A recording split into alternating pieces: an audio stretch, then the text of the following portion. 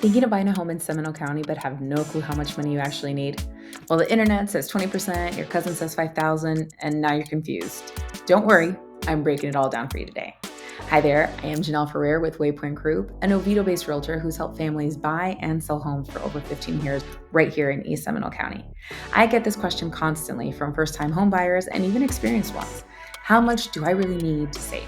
So let's walk through it. There are three big pieces you need to account for. Number one, your down payment. Number two, closing costs. And number three, prepaid expenses and deposits. So let's break those down. Number one, your down payment. The old school rule is 20%, but it's a little outdated, right? With a conventional loan, you can put down as little as 3% if you qualify. FHA loans require just 3.5% and VA 0. So for a $450,000 home in Oviedo, your down payment could be $13,500 all the way to $22,500, not $90,000. Now, if you have 20%, awesome. You can absolutely do that and remove PMI. Number two is your closing cost.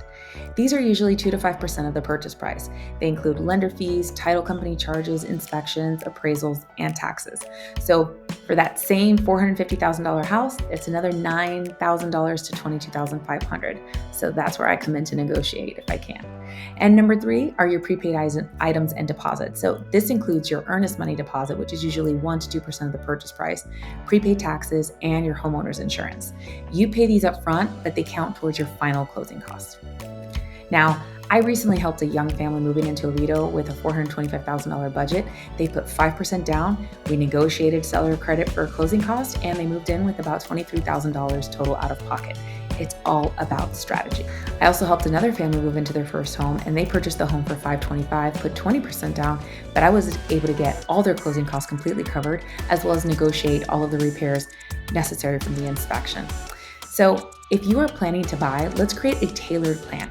I'll help you connect with a lender, run your numbers, and even explore down payment assistance programs available that are here in Florida. There's several that come in once a year, bond programs, so there are options.